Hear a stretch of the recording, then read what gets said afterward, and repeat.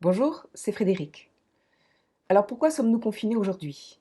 On le sait très bien, c'est pour que le nombre de cas graves liés au Covid-19 soit étalé dans le temps et puisse être absorbé par le nombre de places disponibles dans l'hôpital public. Chacun a vu la courbe à deux bosses qui explique très bien cela. Or, il faut le dire et le redire, le nombre de lits disponibles n'est pas une donnée intangible et tombée du ciel. Ce nombre de lits est, comme tout le reste, le fruit d'une politique, d'une idéologie. Aujourd'hui, les soignants vivent un enfer. Aujourd'hui, on trie les malades et on laisse mourir les personnes âgées. Et tout ça n'est pas seulement lié à la dangerosité du virus, c'est aussi lié au manque de personnel, au manque de moyens. Et c'est donc le fruit, là encore, d'une politique, d'une idéologie. Alors, il n'est peut-être pas inutile, du coup, de revenir très rapidement sur cette politique. 2004, on est sous Chirac, et c'est la mise en place de la tarification à l'acte, la T2A, qui initie la concurrence entre établissements et le financement de ces derniers en fonction du nombre d'actes effectués, et non plus en fonction de la planification des besoins. 2009? En fait, c'est la loi Bachelot qui constitue une rupture majeure en supprimant le service public hospitalier pour le remplacer par des établissements de santé au statut variable. Je cite. La traduction de cette politique, c'est la suppression de 47 000 lits sous la seule présidence de Sarkozy. Sous Hollande, François Hollande, vous vous souvenez, ce président qui nous avait promis qu'il ferait la guerre à la finance et qui, au final, je crois, on peut dire, lui a fait la courte échelle. Sous Hollande, c'est le pacte de responsabilité qui se traduit par un plan d'économie qui touche très fortement la santé et l'hôpital. Sous Hollande, c'est Marisol Touraine qui pilote de bout en bout l'ajustement structurel de l'hôpital, dont les financements sont engloutis par les baisses de cotisations sociales. Marisol Touraine est assistée à l'époque, c'est peut-être bien le préciser, par Jérôme Salomon, qui est l'actuel directeur général de la santé, mais aussi par des gens comme Benjamin Griveaux ou encore Gabriel Attal. Et il décide également de ne plus constituer de stock stratégique de masques parce que c'est trop onéreux.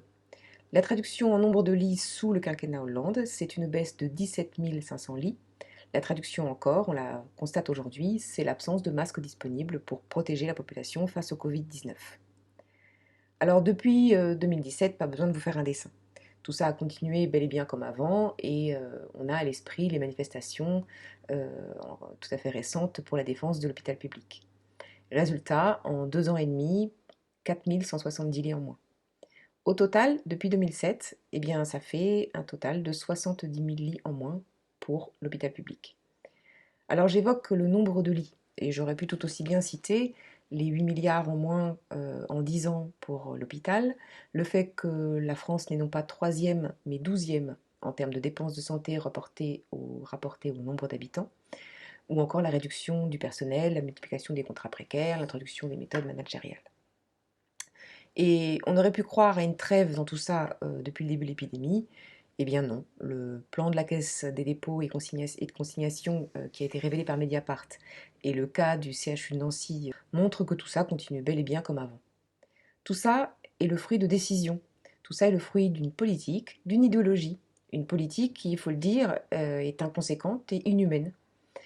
Et je crois qu'il faut avoir à l'esprit que si c'est particulièrement tangible aujourd'hui dans le secteur de la santé, eh bien, c'est tout aussi vrai dans les autres secteurs, l'éducation, le social, l'écologie. Alors, sans attendre le prochain désastre, il est urgent que chacun réalise que les petits ajustements ne sont plus possibles. Il faut arrêter de se laisser culpabiliser par un discours qui renvoie à la responsabilisation individuelle.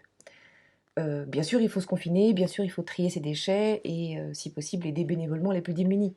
Mais on sait désormais que tout ça n'est pas du tout suffisant et au sortir de la crise actuelle, il faudra avant tout, à tous les endroits, à tous les niveaux, changer radicalement de politique.